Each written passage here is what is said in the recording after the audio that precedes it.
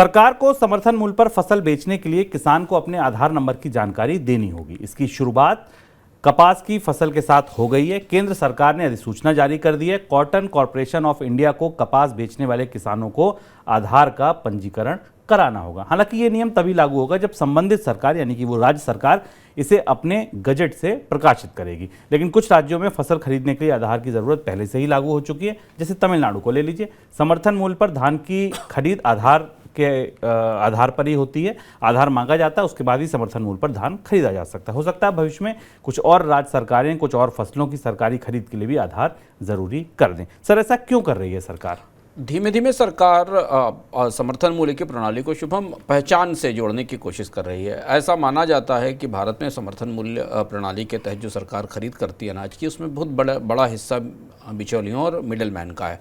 और इस तरीके की शिकायतें भी हैं कि गलत लोगों के हाथ में समर्थन मूल्य का पैसा गया है जो सरकार देती है। और इसलिए इसका प्रायोगिक तौर पर इसका पहला प्रयोग कपास के साथ किया जा रहा है। कपास का छोटा सा हिस्सा है भारत की टोटल समर्थन मूल्य के तहत खरीद की जाने वाली फसलों में। कपास का एक छोटा सा हिस्सा इसे कॉटन कॉर्पोरेशन खरीदता है। आमतौर पर कपास बाजार में, खुले बाजार में बिकती है।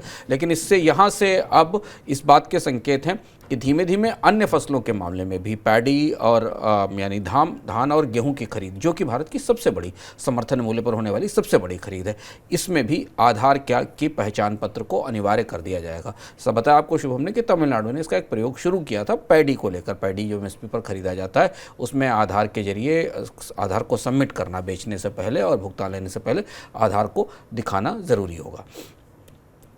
सर, एक नियम और है जो आधार को लेकर है, वो है मनरेगा भुगतान का। ऐसा भी कहा जा रहा है कि मनरेगा भुगतान का भी जो अब पूरी तरीके से भुगतान होगा, लोगों को, जो काम करने वाले लोग हैं उनको आधार दिखाना होगा। आधार के पंजीकरण के आधार पर ही या आधार के जो सबमिशन होगा उसके आधार पर ही उनको मनरेगा की मजदूरी मिलेगी। हाँ, आधार का विस्तार 2-3 जगह और हो रहा है। एमएसपी के साथ भी एक और चीज़ महत्वपूर्ण, लोगों के दिमाग में सवाल होगा कि जिन किसानों के पास आधार नहीं होगा उनकी फसल नहीं बिकेगी क्या, उनको समर्थन मूल्य पर भुगतान नहीं होगा।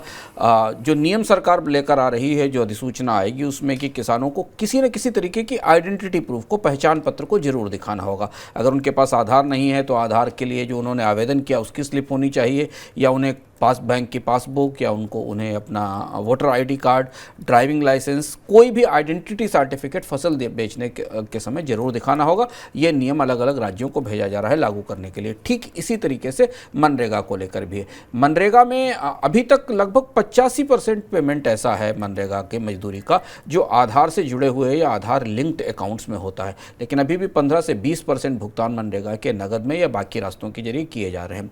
सरकार ने फैसला किया है कि 1 जुलाई के बाद से सारा आधार बेस्ड पेमेंट सिस्टम, यानी जिसको एबीपीएस कहते हैं, वो पेमेंट सिस्टम लागू होगा। इस मैंडेट के तहत अब विदाउट डिले, राज्यों ने भी कुछ थोड़ा देरी की थी, लेकिन अब किसी देरी के बगैर मनरेगा के वर्कर्स को दिए जाने वाले भुगतान को पूरी तरह आधार से जोड़ दिया जाएगा। और करीब करीब 142 मिलियन के आसपास, 142-43 मिलियन के आसपास एक्टिव वर्कर इस समय मनरेगा में हैं, जिनमें 80% को आधार के अकाउंट के जरिए पैसा मिलता है।